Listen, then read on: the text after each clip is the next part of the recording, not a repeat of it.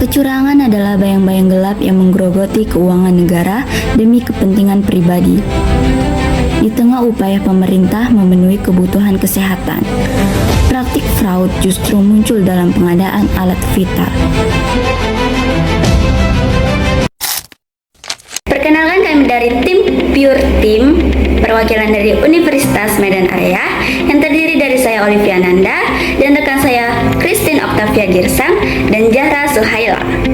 Kami akan membedah dengan dugaan penyimpangan pengadaan MRI dan CT scan pada RSUD Kabupaten Venesia tahun 2005 senilai 25 miliar. Sebelum kita membedah kasus ini lebih dalam, penting untuk kita pahami apa itu pengadaan barang dan jasa pemerintah. Singkatnya, ini adalah kegiatan untuk memperoleh barang atau jasa oleh kementerian, lembaga, atau pengangkat daerah yang prosesnya dimulai dari perencanaan kebutuhan. Proses ini bukan sekedar belanja biasa. Pengadaan dilakukan untuk memenuhi kebutuhan masyarakat. Dalam hal ini, ada fasilitas kesehatan seperti alat medis, MRI scan, karena menggunakan uang negara. Setiap tahapnya wajib mengutamakan prinsip transparan, akuntabel, dan sesuai dengan prosedur yang berlaku. Masalahnya, jika kita proses ini tidak dijalankan dengan benar atau tidak tepat, maka sangat rentan terjadi penyimpangan yang mengganggu keuangan negara dan merusak kualitas pelayanan publik, seperti yang terjadi pada kasus yang akan kami bahas. Kejanggalan berlanjut saat lelang di mana PT Matera dinyatakan menang meskipun ada keberatan dari peserta lain terkait keaslian dokumen, pengalaman kerja, dan surat dukungan mereka.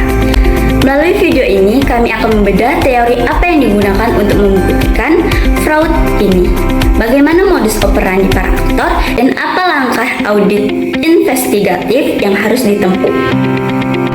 Untuk membedah kasus ini, kami menggunakan landasan teori fraud heksagon dan pendekatan 5W tambah 2H.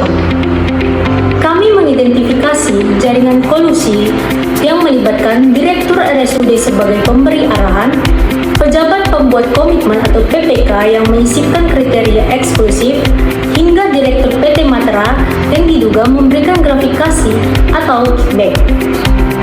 Modusnya sangat rapi, dimulai dari perencanaan yang diskriminatif hingga manipulasi berita acara serah terima atau BAST. Barang ditandatangani seolah-olah sudah 100% baik tanpa adanya uji fungsi atau commissioning test yang memadai. Temuan yang paling fatal adalah bukti fisik di lapangan. Alat MRI seharga 25 miliar ini rusak hanya dalam waktu 3 bulan operasional. Kuat dugaan bahwa barang yang dikirim adalah barang rekondisi atau refurbished, bukan barang baru. Hal ini menciptakan potensi kerugian negara yang besar serta kegagalan pelayanan medis. Untuk membuktikan dugaan tersebut, tim kami menjalankan 3 tahap prosedur audit. Yang pertama, pra-perencanaan, yang kedua, perencanaan, dan yang ketiga, pelaksanaan.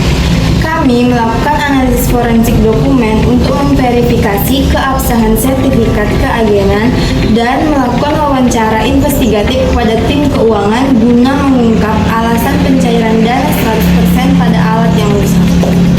Hipotesis kami menyimpulkan telah terjadi purchasing schemes melalui modus invoice kickbacks dan penyalahgunaan wewenang secara sadar demi keuntungan pribadi. Berdasarkan temuan ini, kami merekomendasikan 3 langkah strategis.